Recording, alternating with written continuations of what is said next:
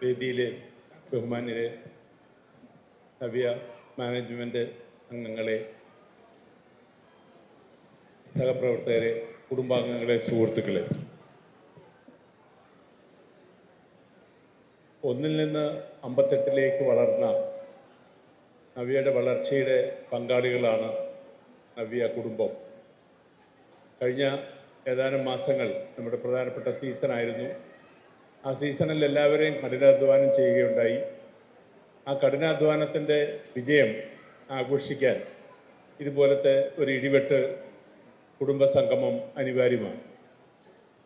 കുടുംബം ഇന്നും നാളെയും എന്നും കുടുംബമാണ് നമ്മുടെ ശക്തി എന്നതാണ് നമ്മുടെ മുദ്രാവാക്യം.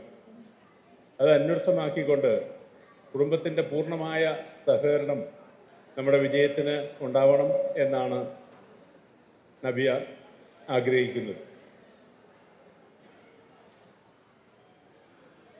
ആ നവ്യയുടെ പ്രവർത്തനത്തിൽ സന്തോഷമുള്ള ജീവനക്കാരാണ് ഏറ്റവും അനിവാര്യമായിട്ടുള്ളത്.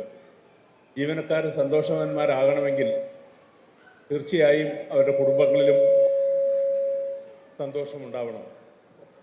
ആ സന്തോഷമാണ് നമ്മുടെ പ്രവർത്തനത്തെ നിയന്ത്രിക്കേണ്ടത്. അതിനുള്ള കാര്യങ്ങളാണ് നമ്മൾ കമ്പനിയിൽ ചെയ്യുന്നതിന് വേണ്ടി ആലോചിച്ചുകൊണ്ടിരിക്കുന്നത്. കഴിഞ്ഞ വർഷത്തിൽ നമ്മുടെ ഏതാനും ജീവനക്കാർക്കും അവരുടെ കുടുംബാംഗങ്ങൾക്കും ഒക്കെ ആരോഗ്യ പ്രശ്നങ്ങളുണ്ടായി. ആ ഘട്ടത്തിലൊക്കെ നമ്മൾ ഏർപ്പെടുത്തിയ ഇൻഷുറൻസ് നമുക്ക് വളരെയേറെ ഉപകാരപ്രദമായി. കുടുംബാംഗങ്ങൾ ആയി ജീവനക്കാർ സമയം ചെലവഴിക്കണം. അവരുടെ വീക്ക്ലി ഓഫും ആവശ്യമായ ലീവുകളും എടുത്ത് അത്യാവശ്യ സന്ദർഭങ്ങളിലെല്ലാം കുടുംബത്തോടൊപ്പം കൂടുതൽ സമയം ചെലവഴിക്കാൻ ജീവനക്കാർ തയ്യാറാകണം എന്നാണ് എനിക്ക് ഈ അവസരത്തിൽ അഭ്യർത്ഥിക്കുവാനുള്ളത്. നമ്മുടെ വളർച്ചയിൽ കൂടുതൽ ഉത്തരവാദിത്തങ്ങൾ ഏറ്റെടുക്കാനും ജീവനക്കാർ തയ്യാറാവേണ്ടതായിട്ടുണ്ട്. ഏൽപ്പിക്കുന്ന കാര്യങ്ങൾ കൃത്യമായി ചെയ്യുന്നതിൽ യാതൊരു മടിയും കാണിക്കാത്ത ആൾക്കാരാണ് നമ്മുടെ ജീവനക്കാർ. ഏൽപ്പിക്കുന്നതിനപ്പുറം സ്വയം കാര്യങ്ങൾ മനസ്സിലാക്കി മുന്നോട്ട് വന്ന് ആ ചുമതലകൾ നിർവഹിക്കുന്ന രീതിയിലേക്ക് നമുക്ക് മാറണം. അത്തരമൊരു മാറ്റത്തിൽ നമ്മുടെ പ്രവർത്തനങ്ങളെ കൂടുതൽ ക്രോഡീകരിക്കുന്നതിനുള്ള ശ്രമങ്ങൾ നമ്മൾ നടത്തും. അത്തരം ശ്രമങ്ങളിൽ നിങ്ങളുടെ പൂർണ്ണമായ സഹകരണം ഉണ്ടാവണം.